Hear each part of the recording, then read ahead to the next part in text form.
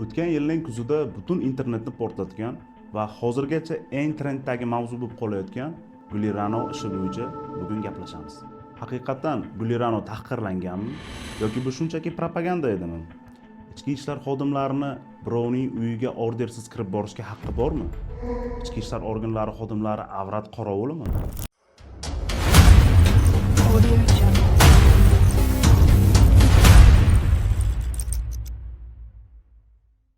Bilasizmi, mazkur holat internet yuzini ko'rgach, hamma o'zini rakursini jinsiy aloqa bo'lganmi yoki yo'qmi degan savolga qaratdi. Keyinchalik Gulirano Qosimova Kunuzga chiqib intervyu bergach, hamma go'yoki ichki ishlar xodimlari uni urib tahqirlagani mavzusiga o'zini rakursini qaratdi. Vahshiylarcha sochimizdan tortib, sudrab, kiyimimizni yechib, Ikki dunyosi kuysin ilohim bunday erkaklarni. Amin. Xodimlarga qonun ishlaydimi yo faqat oddiy xalqqa ishlaydimi? Hammasi qamalsin 25 yildan.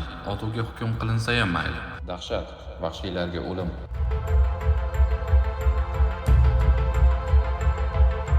Lekin aslida ichki ishlar organlari xodimlari Guliranoni urib tahqirlagani uchun sudlanmayotgan edi.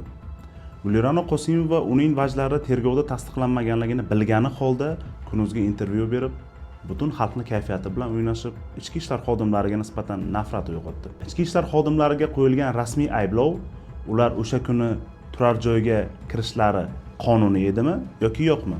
Dastlab o'sha barcha chalkashliklarni keltirib chiqargan Kunuzning o'sha mashhur videosini ko'rishdan boshlaymiz. Kunuzning mazkur videosida Gulirano Qosimova intervyu berib, go'yoki tanishi bo'lgan sobiq Furqat tuman soliq idorasi boshlig'i Qurbonali Abdurahmonovning uyiga qarz so'rash uchun borganida bir guruh ichki ishlar organlari xodimlari kirib kelishib, ularni yechintirib, urib do'pposlab, jinsiy aloqa sahnasini hosil qilib video tasvirga olishgani va Gulirano Qosimovadan soliqchi uni zo'rlagani haqida yozib berishni talab qilishganini ma'lum qilgan. kameraga to'g'rilab berib, "Bo'l, biz aytgan gapni gapir." Yo'q, gapirmayman dedi. Yana nimaymiz? Kunuzning videosida xuddi 90-yillarda militsiya va sobiq KGB o'rtasida zindan kurash borgani kabi Furqatdagi o'sha shonli militsiyamiz va soliq idorasi o'rtasida ham shunaqa zindan kurash borgan ekan. Oddiy holatni shu darajada adabiylashtirish va propagandaga berilish faqat Kunuzda kuzatilsa kerak. Men advokat Xondamer Kulbayevman va hozirgi kunda sudlanayotgan Furqat tumani ichki ishlar bo'limi sobiq boshlig'i Akmaljon Hajjayev va uning o'rinbosari Jasurbek Rasulovlarning advokatiman. Dastlabki tergovning va birinchi instansiya sudining mazkur shaxslarni ayblashga oid qarorlariga umuman qo'shilmayman va o'zimning yuridik, professional nuqtai nazarimni mazkur video davomida bildiraman. Keling hammasini bir boshdan boshlaymiz va sizni shu paytgacha ishontirib kelishayotgan yolg'onlarni birma-bir fosh qilamiz.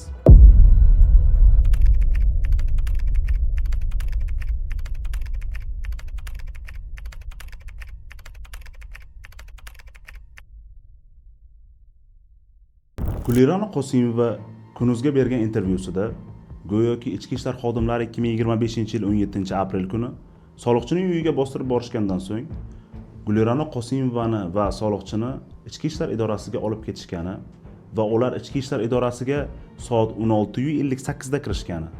Ammo mazkur holat bo'yicha ichki ishlarga 102 xizmatiga berilgan murojaat 17:21 da Yusupov Davlat ismli shaxs tomonidan berilgani haqida gapiradi. Bu bilan Gulirano Qosimova ichki ishlar xodimlarini hech qanday asossiz, hech qanday murojaatlarsiz soliqchini uyiga bostirib kirishda ayblaydi. Shundan keyin hamma o'rtalab ketib mazkur masalani muhokama qilishni boshladi. Ikkita odam o'zini xohishi bilan jinsiy aloqa qilsa, buni nimasi noqonuniy? Biz dunyoviy davlatda yashaymiz. Bizda jinsiy erkinlik bor-ku? Yoki bo'lmasam ichki ishlar xodimlari o'zini ishini yig'ishtirib qo'yib, hozirda avrat qorovulligi bilan shug'ullanyaptimi degan izohlar juda ham ko'payib ketdi. Stop. Jinoyat ishi hujjatlarida Farg'ona viloyati ichki ishlar boshqarmasi tomonidan o'tkazilgan xizmat tekshiruvi xulosasi mavjud. Mazkur xulosaga ko'ra e'tibor bering. Ichki ishlar xodimlari soliqchining uyiga voyaga yetmagan qiz olib kirib ketilgani to'g'risidagi xabarni olishgach kirishadi. Ammo mazkur xabarni bergan shaxs hammamizga o'sha ma'lum mashhur bo'lib ketgan Yusupov Davlatbek emas, balki boshqa maxfiy shaxs bo'lib hisoblanadi. Ha do'stlar, ichki ishlarning tezkor qidiruv xizmati agenturadan foydalanadi.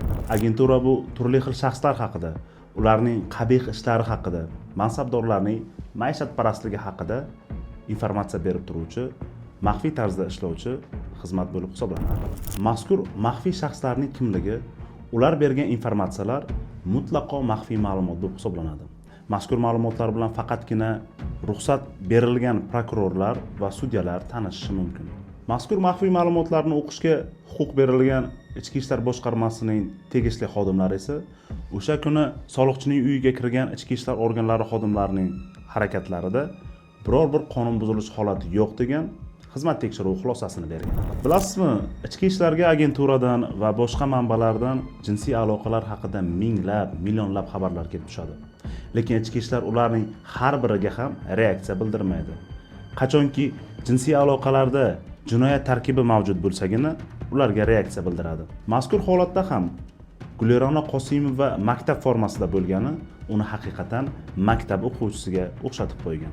O'zbekiston Respublikasi hududida voyaga yetmagan shaxs bilan har qanday ko'rinishda jinsiy aloqa qilish, garchi o'sha voyaga yetmagan shaxs rozi bo'lib turgan holatda ham jinoyat bo'lib hisoblanadi.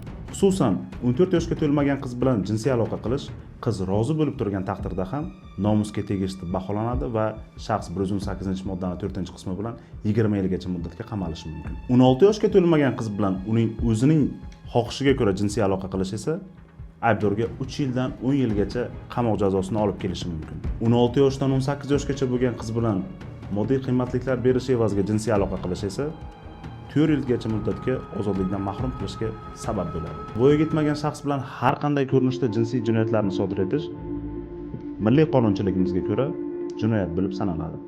O'sha kuni Furqat tumanining ichki ishlar xodimlari ham aynan mana shunday jinoyatlarni oldini olish uchun soliqchining uyiga kirishgan. Endi tasavvur qiling, siz nachalnik militsiyasiz va sizga qaysidir shaxs uyiga voyaga yetmagan qizni olib kirib ketgani haqida xabar kelib tushdi. Siz mazkur holatda jim o'tirib hech narsa qilmay o'tirasizmi?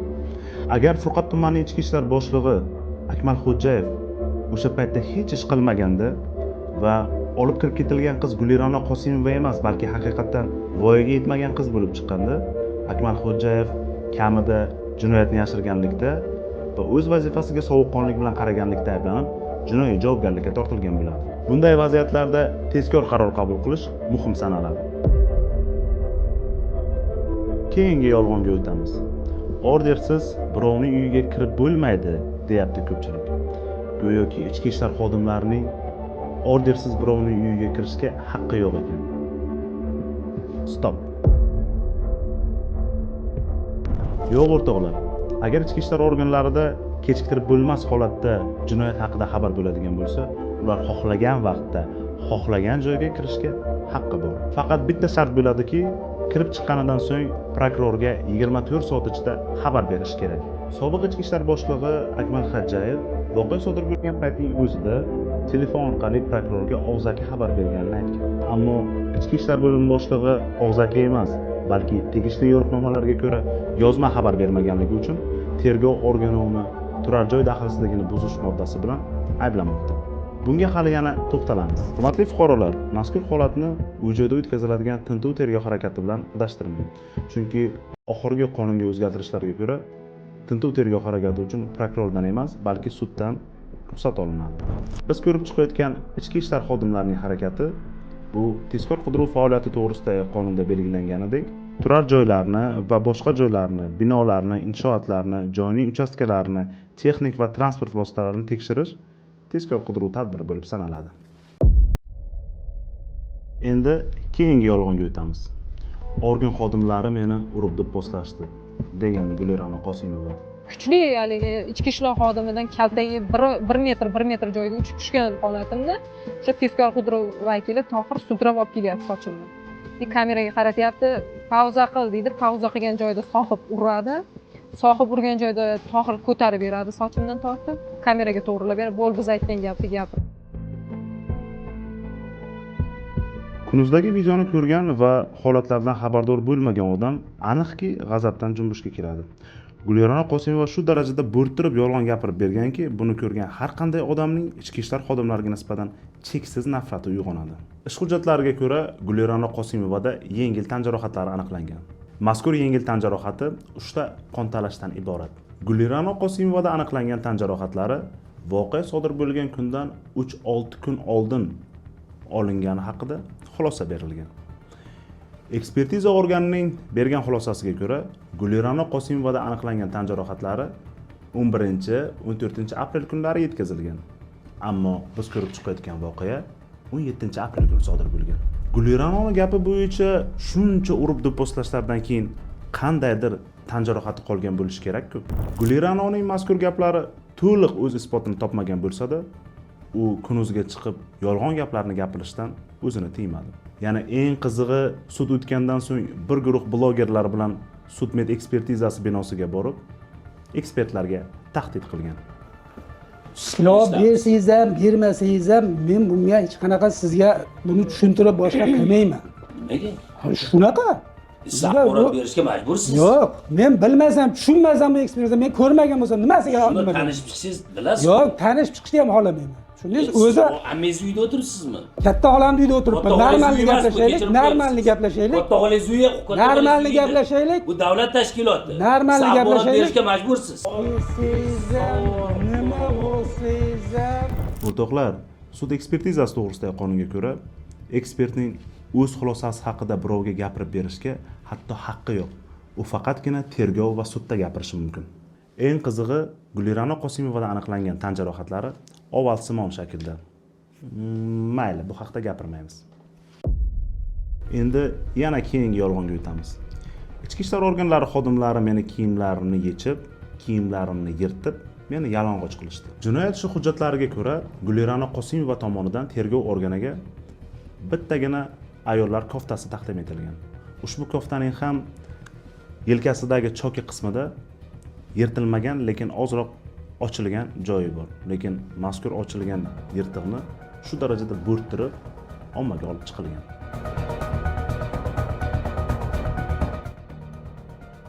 Gulira'no Qosimovaning meni yechintirishdi degan vajlari ham yaqindagina internetga noqonuniy yo'llar bilan sizdirib yuborilgan 18+ videolar bilan ham to'liq o'z isbotini topmaydi. Video tasvirlardan ko'rinib turibdiki, Gulira'no Qosimovada majburlab yechintirish alomatlari umuman mavjud emas. Gulira'no Qosimovaning kiyimlari o'zining oldida ilingan holatda turibdi va ichki ishlar xodimlari kirib kelishguncha Gulira'no Qosimovaning mazkur kiyimlarini to'liq kiyib olishga to'liq imkoniyati bo'lgan. Uyga kirdi, ikkita voyaga yetmagan odam borligini ko'rdi. Endi chiqib ketsin. Stop. Yo'q o'rtoqlar. Tezkor qidiruv tadbiri o'tkazilgandan so'ng uning natijalari protsessual tartibda rasmiylashtirilishi kerak. Voqea joyida buning imkoniyati bo'lmaganligi sababli Gulira'no Qosimova va Qurbonona Abdurahmonov o'zlarining xohishlari bilan Ichki ishlar idorasiga olib ketiladi. Xususan, Qurbonona Abdurahmonov o'zining shaxsiy avtomashinasida ichki ishlar organlariga boradi. Ichki ishlar organlarida prezidentimiz tashabbusi bilan tashkil qilingan so'rovxonalari mavjud. Mazkur so'rovxonalarda 24 soat davomida video kameralar ishlab turibdi. Gulira'no Qosimova va Qurbonona Abdurahmonovlar ham mazkur so'rovxonalarda so'roq qilingan. Endi yana bitta savol tug'iladi. Agar kimnidir tahqirlash, urib do'pposlash kerak bo'ladigan bo'lsa, qaysi ahmoq uni videosi bor xonaga olib kiradi? Yaqinda internet tarmoqlarida tarqalgan video tasvirlarda ham ko'rish mumkinki, Gulira'no Qosimova so'rovxonasida bemalol suv ichgan holatda hech qanaqa tazyiqsiz o'tiribdi. Hozirda jamoamiz Kunuz bu yolg'on ma'lumotlarni tarqatib, xalq kayfiyati bilan o'ynashib, sudga bosim o'tkazgani holati bo'yicha tegishli tartibda javobgarlikka tortish masalalari bilan shug'ullanmoqda. Bu bo'yicha tegishli idoralarga murojaat qilganmiz. Endi esa ichki ishlar xodimlariga qo'yilgan ayblovlar va ushbu ayblovlarni rad etuvchi o'zimizning himoya pozitsiyamiz haqida gapiramiz. Dastlabki tergov organi tomonidan 6 ta modda bilan ayb e'lon qilingan. Bular Jinoyat kodeksining 141.1 moddasi 2-qismi AB bandlari, ya'ni g'arazli niyatlarda shaxsning shaxsiy yoki oilaviy sirrini tashkil etuvchi shaxsiy hayoti to'g'risidagi ma'lumotlarni uning roziligisiz qonunga xilof ravishda yig'ish yoki tarqatish og'ir oqibatlar kelib chiqishiga sababchi bo'lish. 141.3 moddasi 2-qismi B bandi, ya'ni bir guruh shaxslar tomonidan oldindan til biriktirib, shaxs tanasining va yoki jinsiy a'zolarining yalang'och holdagi foto va yoki video tasvirlarini o'z ichiga olgan axborotni uning roziligisiz tarqatish. 142-moddasi, ya'ni turar joyga unda yashovchilarning erkiga xilof ravishda g'ayriqonuniy bostirib kirish. 206-moddasi birinchi qismi, ya'ni hokimiyat yoki mansab vakolati doirasidan chetga chiqish. 230.2 moddasi birinchi qismi, ya'ni shaxsning sha'ni, qadr-qimmati va ishchanlik obro'siga zarar yetkazish maqsadida tezkor qidiruv faoliyati natijalarini soxtalashtirish, qalbakilashtirish. 234-moddasi birinchi qismi, bila turib qonuniy asosga ega bo'lmagan holda shaxs erkinligining qisqa muddatga cheklash. Quvada o'tgan birinchi instansiya sudi davomida mazkur 6 ta ayblovdan bittasi, ya'ni Jinoyat kodeksining 141 moddasi bilan bo'lgan ayblov olib tashlangan va ushbu modda bilan shaxslar oqlangan. Ammo qolgan 5 ta modda bilan sobiq ichki ishlar boshlig'i va uning o'rinbosari aybli deb topilib, uzil-kesil ikkalasiga ham 4 yildan ozodlikdan mahrum qilish jazosi tayinlangan. Quva sudi nimaga bu moddani olib tashlaganligini tushuntiraman. 141 moddasi 2-qismi A, B bandlari dispozitsiyasiga e'tibor bering. Shaxsning shaxsiy yoki oilaviy sirrini tashkil etuvchi shaxsiy hayoti to'g'risidagi ma'lumotlarni uning roziligisiz qonunga xilof ravishda yig'ish yoki tarqatish og'ir oqibatlarga olib kelsa, jinoiy javobgarlikka sabab bo'ladi. Mazkur jinoyatda ko'rsatilgan og'ir oqibat, ya'ni Gulirona Qosimova o'z joniga qasd qilgani o'z tasdig'ini topmagan. Ekspertiza bu holatni parasuitsid deb topgan. Parasuitsid bu insonning haqiqiy o'lish istagi bilan bog'liq bo'lmagan holda o'z sog'lig'iga qasddan zarar yetkazishdir. Bundan tashqari, o'tkazilgan sud kimyoviy ekspertizasi xulosasiga ko'ra, Gulirona Qosimovaning qonida hech qanday kuchli ta'sir qiluvchi dorilar tarkibi mavjudligi aniqlanmagan. Xususan o'sha paytda, ya'ni Gulirona Qosimova o'z joniga qasd qilgan paytda voqea joyida topilgan dori vositalari tarkibi ham uning qonida mavjud bo'lmagan. Quva sudi o'z hukmida bu haqida quyidagicha yozadi. Biroq, dastlabki tergov organi qayd etilgan qonun talablariga rioya etmasdan Hajjayev va Rasulovlarni jabrlanuvchi Abdurahmonov va Qosimovalarga nisbatan ruhiy bosim o'tkazishib, ushbu fuqarolarning shaxsiy sirrini tashkil etuvchi shaxsiy hayoti to'g'risidagi ma'lumotlarni ularning roziligisiz qonunga xilof ravishda yig'ish maqsadida ular tanasining va jinsiy a'zolarining yalang'och holdagi video tasvirlarini telefon apparatlariga olishib, ushbu ma'lumotlarni ularning roziligisiz g'arazli niyatlarda tarqatishi oqibatida Gulirona Qosimova o'zining hayotiga suiqasd qilib, og'ir oqibatlarga olib kelganlikda asossiz aybli deb topgan. Xususan, O'zbekiston Respublikasi Jinoyat kodeksining 141 moddasi 2-qismining A, B bandlarida g'arazli niyatlarda shaxsning shaxsiy yoki oilaviy sirrini tashkil etuvchi shaxsiy hayoti to'g'risidagi ma'lumotlarni uning roziligisiz qonunga xilof ravishda yig'ish yoki tarqatish uchun va shu qilmish og'ir oqibatlarga olib kelganligi uchun jinoiy javobgarlik belgilangan.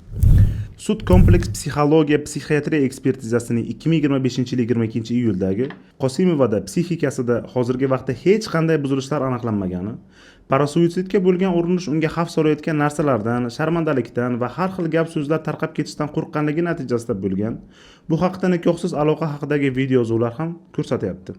Va sharmandalikdan qutulish maqsadida parasuitsidga qaror qilib, o'zini atrofdagi odamlarni o'ziga nisbatan hamdardlik uyg'otish va bo'lgan voqelikni boshqa tomonga burish maqsadida qilgani, bu o'limga olib kelmaydigan atayin qilingan va shuning uchun ushbu holat parasuitsid deb topilgani, bundan kelib chiqyaptiki, yuqoridagi harakatlarni qilayotgan vaqtda o'ziga to'liq hisobot bera olgan va o'zini boshqara olganligi ko'rsatilgan 246-sonli xulosasi. Sud kimyoviy ekspertizasining 2025 yil 30 apreldagi Gulirona Qosimovadan olinib taqdim etilgan qon, siydik va qusuq massasida qonda larista, siydikda trimol va qusuq massasida glitsin dori vositalari aniqlanmagani ko'rsatilgan 85-sonli xulosasi. Ularning Jinoyat kodeksining 141 moddasi 2-qismining A, B bandlarida ko'rsatilgan jinoyat sodir qilmaganliklari holati bo'yicha oqlovchi dalil hisoblanadi.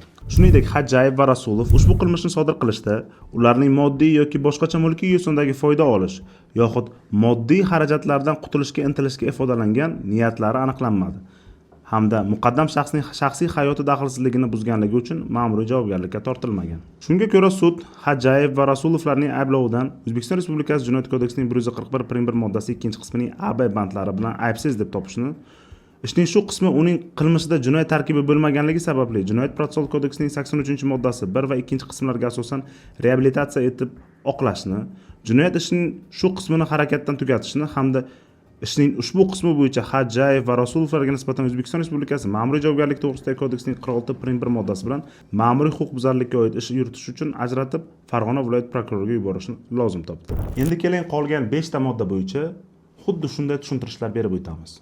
Mazkur 5 ta modda bo'yicha beriladigan tushuntirishlar mening subyektiv fikrim bo'lib hisoblanadi, ammo ularni hammasini qonun hujjatlari bilan asoslayman. Mazkur fikrlar bizning sudda bildiradigan oqlov pozitsiyamizdir. 141 prim 3 moddasi 2-qismi B bandi. Ya'ni bir guruh shaxslar tomonidan oldindan til biriktirib, shaxs tanasining va yoki jinsiy a'zolarining yalang'och holdagi foto va yoki video tasvirini o'z ichiga olgan axborotni uning roziligisiz tarqatish. 141 prim 3 moddasi bo'yicha dastlabki tergov organi va birinchi instansiya sudi sudlanuvchilar aynan kimga, qaysi rahbarga mazkur video tasvirlarni tarqatganligini isbotlay olmagan. Ma'lumot uchun 2025-yil dekabr oyi oxirida ijtimoiy tarmoqlarda tarqalgan videolar suddan keyin Akmaljon Xo'jayev va Jasurbek Rasulovlar qamoqda o'tirishganida tarqaldi. Ayb qaroriga ko'ra, o'sha vaqtda turli ijtimoiy tarmoqlarda, xususan 2025-yil 22-aprel kuni Iltuz tarmog'ida Xizmat uyim, baxt uyim, Furqatda ishq va ish o'rtasidagi jangda IIB g'olib chiqdi sarlavhasi ostidagi maqola. Shuningdek, Yaypan yangiliklari Telegram ijtimoiy tarmog'idagi kanalda Soliq inspeksiyasining rahbari xizmat uyida maktab direktori bo'lgan qiz o'rtog'i bilan qo'lga tushdi nomi bilan maqolalar chiqarilgan. Tergovda va sudda mazkur chiqarilgan xabarlarning axborot manbasi aniqlanmagan. Eng qizig'i nima bilasizmi? O'sha paytlarda Iltuzda va boshqa ijtimoiy tarmoqlarda tarqalgan xabarlarning barchasi matn ko'rinishidagi xabarlardir. Ularning orasida shaxsning yalang'och holatdagi foto va videosi ko'rsatilgan biror bitta xabar mavjud emas. 141 prim 3-moddaning dispozitsiyasiga e'tibor bering. Shaxs tanasining va yoki jinsiy a'zolarining yalang'och holdagi foto va yoki video tasvirini o'z ichiga olgan axborotni uning roziligisiz tarqatish jinoiy javobgarlikka sabab bo'ladi. Ikkinchisi, Jinoyat kodeksining 142-moddasi, ya'ni turar joyga unda yashovchilarning erkiga xilof ravishda g'ayriqonuniy bostirib kirish. Shaxslarning turar joy huquqlari konstitutsiya bilan mustahkamlangan. To'g'ri. Jinoyat huquqiga ko'ra, Jinoyat kodeksining 142-moddasi bilan bo'lgan jinoyat sodir etilgan paytdan boshlab tamomlangan hisoblanadi. Jinoyat huquqida sababiy bog'lanish degan narsa bor. Bu holatda shaxslarning turar joy daxlsizligi huquqi buzilishiga prokurorga 24 soat ichida xabar berilgani emas, balki uy joyga kirilgani sabab bo'lgan. Ammo eng qizig'i, ichki ishlar xodimlari uy joyga kirgan vaqtda ularning bu uy joyga kirishga to'laqonli huquqlari bo'lgan. Ichki ishlar organlari o'z vakolatlari doirasida quyidagi huquqlarga ega. Sodir etilayotgan jinoyatlarga chek qo'yish, shuningdek ularni sodir etayotgan shaxslarni ta'qib qilish hamda ushlash uchun agar buning kechiktirilishi fuqarolarning hayoti va sog'ligini, jamiyat va davlat xavfsizligini tahdid ostiga qo'yishi mumkin bo'lsa, tashkilotlar va fuqarolarning hududiga, turar joylariga va boshqa binolariga, yer uchastkalariga, transport vositalariga sutkaning istalgan vaqtida to'sqinliksiz kirish, oshib tushish. Yana ham tushunarliroq qilib aytadigan bo'lsak, ichki ishlar xodimlari o'sha uy joyga kirib kelgan paytda, ya'ni jinoyat tamomlangan paytda ichki ishlar xodimlarining o'sha uyga kirishga huquqlari bo'lgan va keyinchalik 24 soat ichida prokurorga xabar berilmagani mazkur jinoyat bilan qamrab olinmaydi. Men ichki ishlar xodimlari 24 soat ichida prokurorga yozma xabar bermagani holatini oqlamoqchi emasman, lekin ularning bu qilmishi jinoyat tarkibini hosil qilmaydi, balki tegishli tartibda intizomiy javobgarlikka, hayfsan yoki boshqa jazolarga sabab bo'ladi. Nimaga davlat ichki ishlar organlariga bunday huquq bergan deb o'ylaysiz? Hozirgi sud natijasida hosil bo'ladigan amaliyotga ko'ra, O'zbekistonning qaysidir hududida bitta ichki ishlar xodimiga xabar kelib tushdi. Qaysidir shaxs voyaga yetmagan qizni o'zini uyiga olib kirib ketgan ekan. Shu paytda ichki ishlar xodimi o'sha uyiga bostirib bormoqchi bo'lgan paytida esiga Furqatdagi ichki ishlar boshlig'i hamda uning o'rinbosari qamalib qolgani tushdi. Yo'q, to'xta. Endi prokurorga borib ruxsat olishim kerak deydi. Agar hali ham o'sha paytda prokuror ishxonasida bo'lsa, yarim kechasi 12:01 bo'lmaydigan bo'lsa, ammo prokurordan ruxsat olib o'sha voqea joyiga borgan taqdirda ham endi ancha kechikkan bo'ladi. O'sha odam voyaga yetmagan shaxs bilan qiladigan ishini qilib, voyaga yetmagan shaxsni jo'natib yuborishga ham ulgurgan bo'ladi. Iltimos, ichki ishlar organlariga berilgan bu vakolatlarni sun'iy ravishda cheklamang. Prokurorga og'zaki xabar berilgan bir paytda yozma xabar berilmagani holatini jinoyat deb olmang. 3. Jinoyat kodeksining 206-moddasi 1-qismi, ya'ni hokimiyat yoki mansab vakolati doirasidan chetga chiqish. Sobiq ichki ishlar bo'limi boshlig'i birgina soliq boshlig'ini uyiga bir voyaga yetmagan qiz olib kirib ketilgan. Bor o'shani ko'ringlar degan gapi uchun tergov organi tomonidan 206-modda bilan ayblanmoqda. O'zi umuman bitta holat bo'yicha shaxsni 2 marotaba javobgar qilish, ya'ni uy joyiga kirilgani holati bo'yicha mansabdor shaxsga ham 142-moddani, ham 206-moddani qo'yish mantiqqa to'g'ri kelmaydi. Jinoyat kodeksining 206-moddasi bilan jinoyat tarkibi hosil bo'lishi uchun oqibat bo'lishi kerak. Ammo mazkur jinoyat ishida biror bir og'ir oqibatning o'zi mavjud emas. Tergov organi og'ir oqibat sifatida ikkita narsani ko'rsatyapti. Birinchisi Gulirona Qosimovaning o'z joniga qasd qilgani bo'lsa, ikkinchisi soliq boshlig'i Qurbonali Abdurahmonovning ishdan ketgani. Gulirona Qosimovaning o'z joniga suiqasd qilgani og'ir oqibat emasligini yuqorida to'liq tushuntirib o'tdik. Ayb qaroriga ko'ra Eltuz va Yaypan yangiliklari kanallarida bu mavzuda maqolalar tarqalishi oqibatida soliqchi Qurbonali Abdurahmonov ishdan bo'shatilgani keltirilgan. Qurbonali Abdurahmonov o'zining ko'rsatmasida viloyat soliq boshqarmasi boshlig'i unga qo'ng'iroq qilgan paytda arizangizni yozing degan gapni eshitgani va shundan so'ng o'z xohishi bilan ishdan bo'shash haqida ariza yozganini keltirib o'tgan. Ya'ni Qurbonali Abdurahmonovning ishdan bo'shashiga mazkur holatlar emas, balki boshlig'ining noqonuniy buyrug'i sabab bo'lgan. Agarda u shunchalik darajada aybsiz bo'lganida, o'zini huquqlarini tiklash uchun oxirigacha kurashishi kerak edi va ishdan bo'shash haqida ariza yozishi emas, balki ishda qolishiga harakat qilishi kerak edi. Davlat bergan xizmat uyida shunaqa ishlar bo'lgani uchun ishdan bo'shasa-yu, yana bu narsa og'ir oqibatmi? Eltuz yoki Yaypan yangiliklari kanaliga IIB xodimlari xabar tarqatgani holati ham o'z tasdig'ini topmagani bu ham bir qo'shimchasiga bitta fakt. 206-modda bo'yicha eng asosiy faktimiz xodimlar ichki ishlar organlari to'g'risidagi qonunning 17-moddasida ko'rsatilgan vakolatlardan chetga chiqishmagan. Jinoyat kodeksining 206-moddasi dispozitsiyasiga e'tibor bering. Hokimiyat yoki mansab vakolati doirasidan chetga chiqish, ya'ni davlat organi, davlat ishtirokidagi tashkilot yoki fuqarolarning o'zini o'zi boshqarish organi mansabdor shaxsining e'tibor bering shu joyiga. O'ziga qonun bilan berilgan vakolatlar doirasidan chetga chiqadigan harakatlarni qasddan sodir etishi og'ir oqibatlarga olib kelsa, jinoyat tarkibini hosil qiladi. Xodimlar o'z vakolatlari doirasida harakat qilgani va bu holatning natijasida biror og'ir oqibat kelib chiqmaganligi sababli ularning harakatida mazkur moddada nazarda tutilgan jinoyat alomatlari ham mavjud emas. Jinoyat kodeksining 232-moddasi bo'yicha tergov organi va birinchi instansiya sudi jinoyatning obyektiv tomoni sifatida ikkita narsani keltiryapti. Birinchisi, Davlat Yusupov ismli shaxsni 102 ga yolg'on xabar bergani. Ikkinchisi esa Diyorbek Sultonov ismli soliq xodimining go'yoki 200 ming so'm evaziga farrosh olib kelib mazkur soliqchining uyida ishlatgani haqidagi yolg'on ko'rsatmalar berganini ko'rsatishmoqda. Birinchi holatda fuqaroning 102 ga xabar qilishi bu uning murojaat qilish huquqidir. Faktik jihatdan haqiqatan ham Yusupov davlat soliq boshlig'i o'zining uyiga begona ayolni olib kirib ketayotganligini ko'rgan va bu haqda ko'rsatma bergan. Birinchi holatda fuqaroning 102 ga xabar qilgani bu uning murojaat qilish huquqidir. Va eng asosiysi o'sha murojaatni qilgan Yusupov davlat haqiqatan ham soliq boshlig'i begona ayolni uyiga olib kirib ketganini o'zini ko'rsatmalarida aytib kelmoqda. Hech qanaqa soxta ma'lumot mavjud emas unda.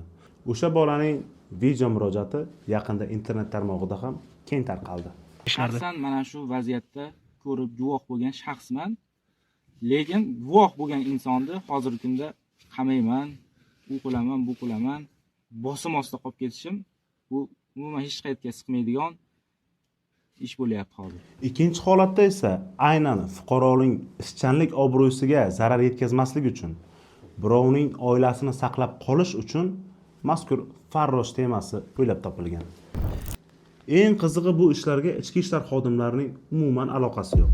Farrosh masalasi o'sha guvoh Sultonovning ko'rsatmasiga ko'ra soliq boshlig'i Qurbonali Abdurahmonov tomonidan o'ylab topilgan. Soliq boshlig'i Qurbonali Abdurahmonovning iltimosi va qistoviga ko'ra mazkur yolg'on ma'lumotlar ichki ishlarga Sultonov tomonidan ma'lum qilingan. Jinoyat kodeksining 234-moddasi birinchi qismi, ya'ni bila turib qonuniy asosga ega bo'lmagan holda shaxs erkinligining qisqa muddatga cheklanishi. Mazkur modda bilan jinoyat tarkibi hosil bo'lishi uchun shaxs Jinoyat protsessual kodeksining 221-moddasi tartibida ushlangan bo'lishi kerak 48 soatga. Yuristlar tilida bu narsa zadержание deb aytiladi. Zadержание nima?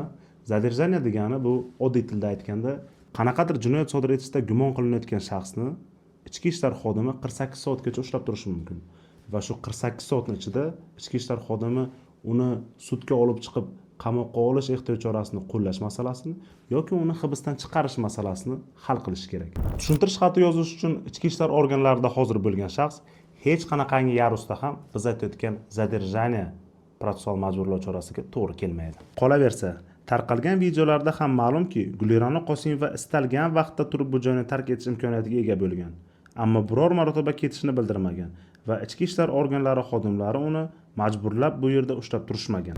Yuristlar orasida jinoyat huquqi otasi deb ta'riflanadigan Mirza Yusuf Rustambayev o'zining O'zbekiston Respublikasi Jinoyat kodeksiga sharh asarida Jinoyat kodeksining 234-moddasi bilan shaxsni javobgar qilish uchun aynan zadержание protsessual majburlov chorasi amalga oshirilgan bo'lishi kerakligini ta'kidlaydi.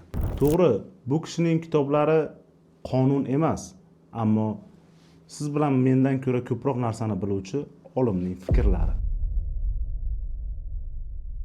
Balki men mazkur videoda juda ham ilmiy gapirib yuborgandirman. Balki meni mazkur fikrlarim juda ham zerikarli va tushunarsiz tuyulgandir sizga. Ammo biz iloji boricha, qo'ldan kelgancha oddiy xalq tushunishi uchun soddaroq tilda gapirishga harakat qildik.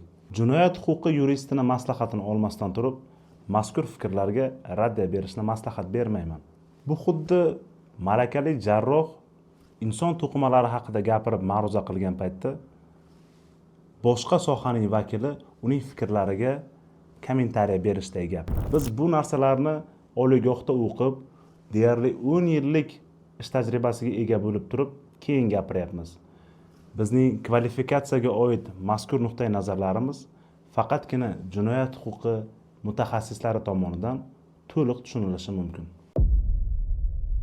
Yuqoridagilarni inobatga olgan holatda himoya ostida bo'lgan Furqat tumani ichki ishlar bo'limi sobiq rahbari Akmaljon Hajjayev va uning o'rinbosari Jasurbek Rasulovlarning xatti-harakatlarida Jinoyat kodeksida nazarda tutilgan biror bir jinoyat tarkibi mavjud bo'lmaganligi sababli ularga nisbatan to'liq oqlov hukmi chiqarilishi kerak deb o'ylayman. Men bu borada birinchi instansiya sudining, ya'ni Quva tuman sudining hukmidan norozi emasman. Sababi 2025-yil kuzida ichki ishlar organlariga nisbatan qilingan propaganda shu darajaga yetgan ediki, sud tomonidan sudlanuvchilarga nisbatan har qanday yengillik holati sodir etilishi barcha negativlarni sud tomoniga burib yuborishi mumkin edi. Sud bu hukmini jamoatchilik bosimi natijasida chiqardi deb hisoblayman.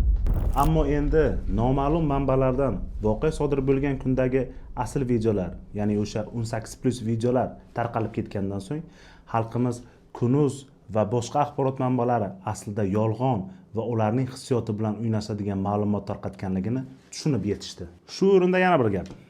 Biz ushbu videorolikni konstitutsiya, qonunlar va boshqa normativ huquqiy hujjatlar va advokatlar uchun ommaviy axborot vositasida chiqishda belgilangan majburiy tushuntirishlarga to'liq rioya qilgan holda hukm qonuniy kuchga kirib bo'lganidan so'ng sudning yopiqlashtirilgan ma'lumotlaridan foydalanmasdan bildirmoqdamiz.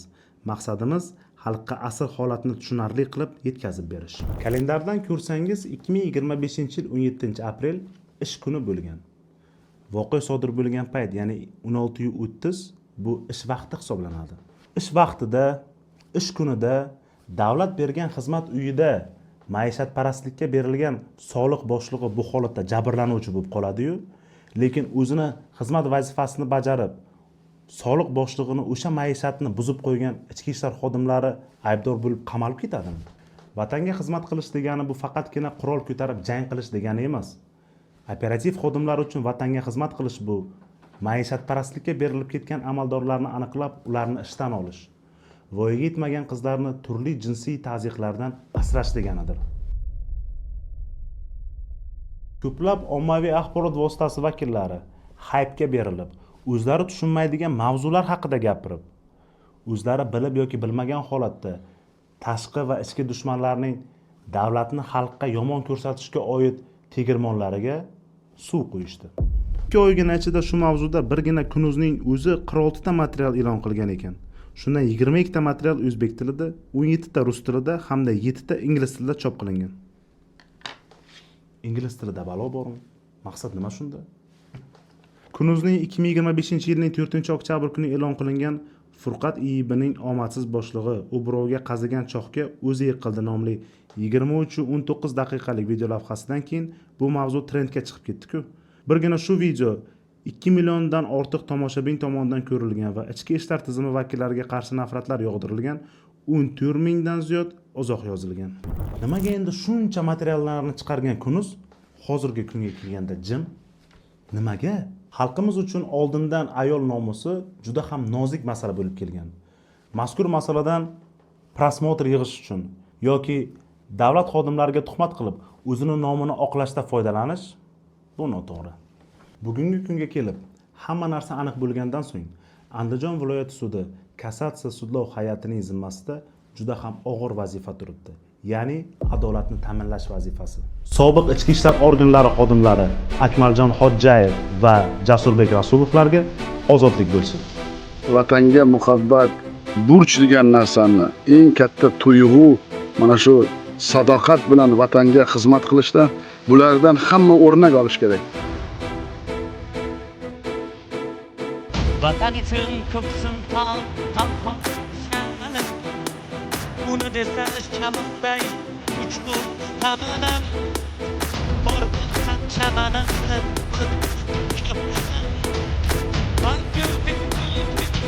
Taqdiri azal